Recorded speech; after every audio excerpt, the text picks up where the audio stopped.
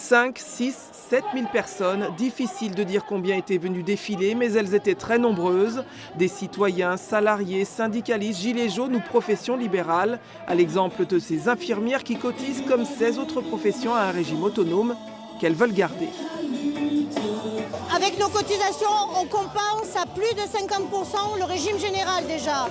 Donc là, on veut nous imposer encore des augmentations de cotisations. Mais pour les cabinets infirmiers, pour les kinés, les orthophonistes, pour les avocats, il y a tout un tas de professions qui ne vont pas pouvoir vivre. Même revendication pour les robes noires qui craignent que certains cabinets soient condamnés, notamment ceux très dépendants des dossiers soumis à l'aide juridictionnelle. On nous entend, mais on ne nous écoute pas. Donc les réunions n'ont servi à rien et aujourd'hui, on est toujours au point de départ. On se rend compte que d'autres professions ont pu obtenir des aménagements par rapport à leur régime. Je pense les policiers, bien évidemment. Je pense aux pilotes de ligne qui ont maintenu leur régime de retraite complémentaire autonome. Et nous, on n'est absolument pas entendus. Parmi les manifestants, quelques gilets jaunes plus que jamais combatifs.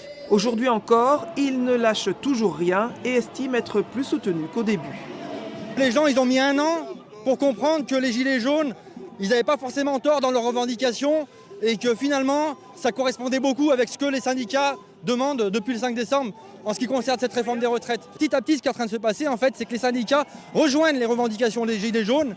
Et c'est ce qui se passe chaque week-end et chaque semaine. On fait des actions communes ensemble et j'espère que ça va continuer dans cette lancée. En attendant, vers 16h30, le gouvernement annonçait le retrait temporaire de l'âge pivot de la réforme. Cette décision suffira-t-elle à calmer les esprits ?